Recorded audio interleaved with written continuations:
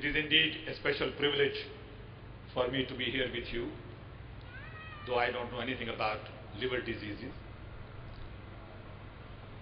Fortunately, I had an opportunity to sit next to Dr. Sareen, and I learned quite a bit in just about 5 minutes. Through osmosis, I learned a lot more than I thought I will learn. I was surprised to hear from him that we have 1 in every 5 human beings in India with some kind of liver challenge.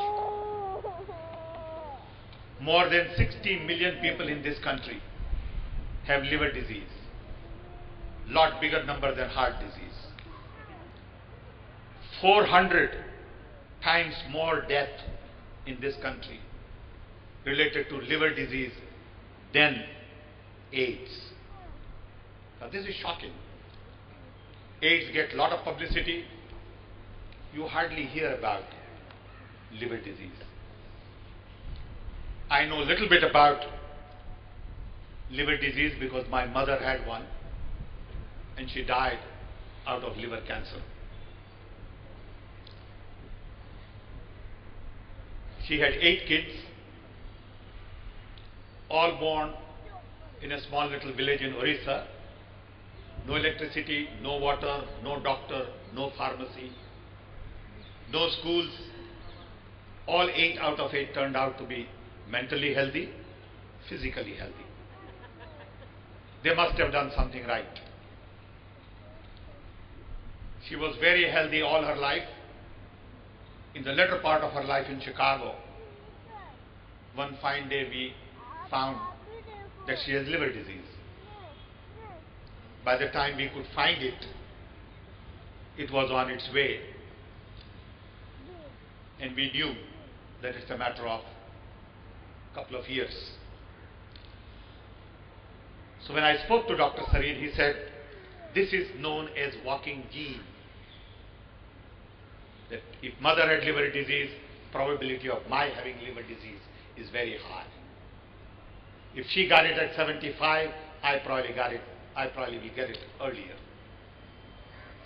So first question is, how do you test for liver disease? I don't even know. I don't know where to go. I don't know what to do. I know about blood test. Is that going to do it? So I promised him that one of these days I'm going to come here and check it out. I have not been very lucky because I had 2 quadruple bypasses. I have 4 stents and I had cancer. I'm 70 years old, and if my mother got her disease at 75, I'm sure it's coming. So I better be ready for it. I would like to use this opportunity to talk a little bit about what I'm trying to do or where I'm involved and how this could connect with your hospital and the mission you all have. Most of my time nowadays is spent on public information infrastructure. UPA government, according to me, has been very progressive in looking at the future. Unfortunately, UPA government doesn't get credit for a lot of this effort. Prime Minister Manmohan Singh set up a National Knowledge Commission several years ago. One of the action items in the commission was National Knowledge Network, to connect 1500 nodes to 40 gigabit bandwidth, to connect all our universities, libraries, R&D institutions, hospitals, medical institutions, and I'm delighted to know that your institution is connected to NKN. The idea is to collaborate. The idea is to share information, because all modern research today requires multidisciplinary approach, requires a lot of collaboration, and is happening faster than ever before. Today, 720 nodes are already operational. By end of this month, 1,000 nodes would be working in the country. And in 8 months, all 1,500 nodes will be connected. So how do you use this information network to, one, take your message across, train more people, scale your institution, and sustain this effort?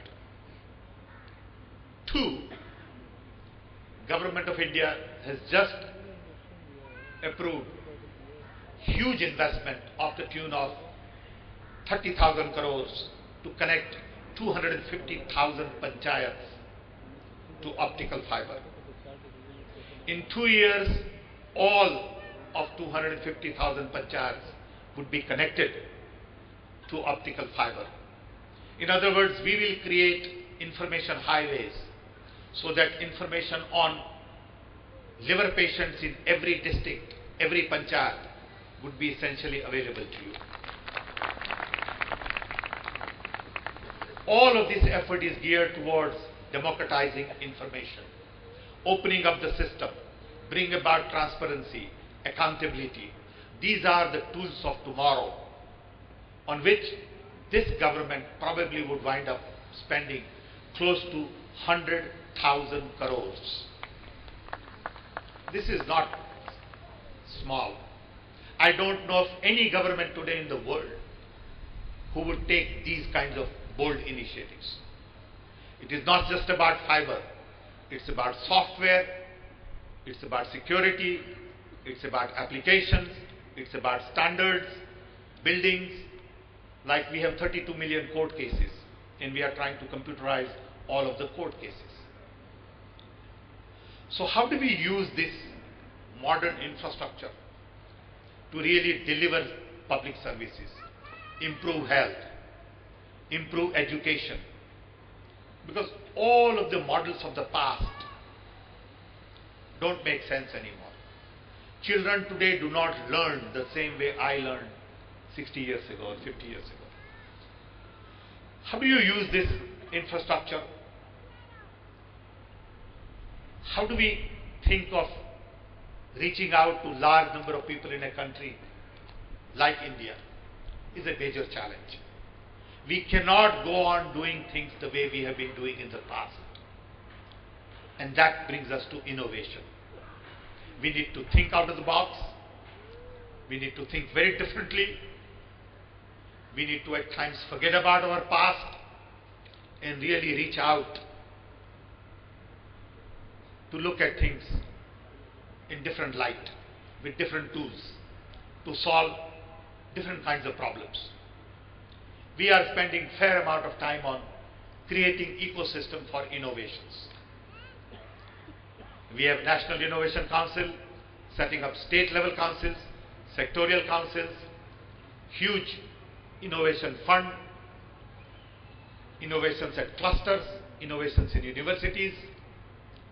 All of these efforts are really geared towards providing solutions for the future. I hope that I have an opportunity to work with Dr. Sareen in putting all of the liver information on cell phone. I know it can be done. I have on my cell phone application where all my health data is on my cell phone. All my medication, all my doctor's appointments, everything you need to know about my health, including my EKG, is already on my cell phone. There is no reason why we cannot develop an application for liver disease so that all of those who have issues could carry that information on cell phone. 2, I would request Dr. Sareen to set up a National Innovation Council on liver diseases. Give us a list of 7 or 10 experts. We will work with you because we are setting up all kinds of sectorial councils.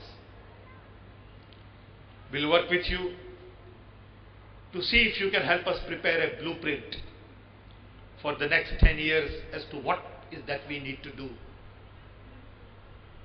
to deal with liver disease in India.